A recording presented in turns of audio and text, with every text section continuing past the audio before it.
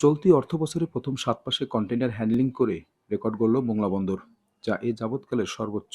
Cargo পণ্য handling এবং জাহাজ আগমনও আগের চেয়ে বেড়েছে। নতুন বছরের সক্ষমতা বাড়াতে পরিকল্পনার কথা জানিয়েছে বন্দর কর্তৃপক্ষ।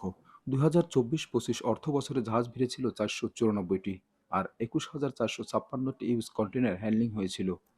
তবে ২০২৫-২৬ অর্থবছরের প্রথম ৭ মাসে দেশের দ্বিতীয় এই সমুদ্র বন্দরে কন্টেইনার হ্যান্ডলিং হয়েছে রেকর্ড পরিমাণ ২১,৬৫১টি ইউজ, যা গেল অর্থবছরের তুলনায় ৮০% বেশি।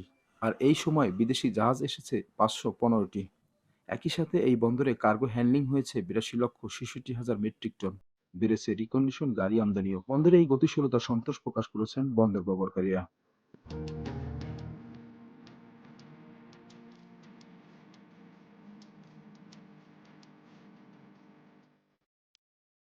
মোংলা বন্দর বেশ কয়েক মাস ধরে অত্যন্ত দক্ষতার সাথে এটা চলছে।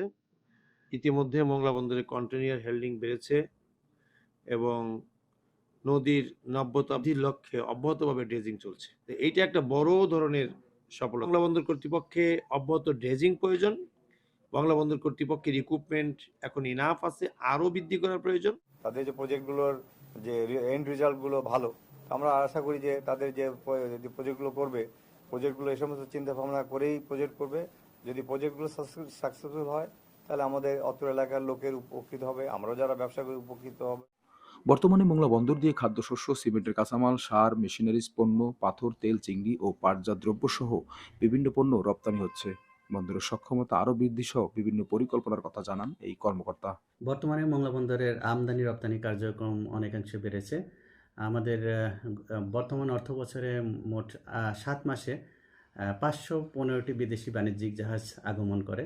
এই সময়ে মোট ৬,৪০৪টি রিকন্ডিশন গাড়ি এ বন্দরের মাধ্যমে আমদানি হয় এবং টোটাল যে আমদানি রপ্তানি কার্যক্রম সেটা ৮২ লক্ষ মেট্রিক টনের বেশি।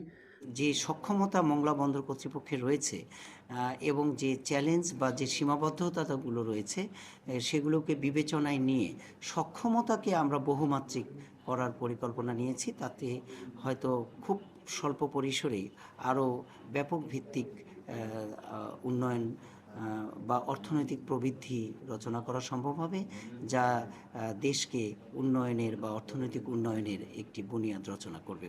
বন্দর কর্তৃপক্ষের চেয়ারম্যান রিয়ার অ্যাডমিরাল শাহিন রহমানের কৌশলী কর্মদক্ষতা আর দূরদর্শিতায় উন্নয়নমুখী কর্মকাণ্ডে বন্দরে গতিশীলতা বেড়েছে, যে কারণে বন্দরে প্রবৃদ্ধির হারও দিন দিন বৃদ্ধি পাচ্ছে।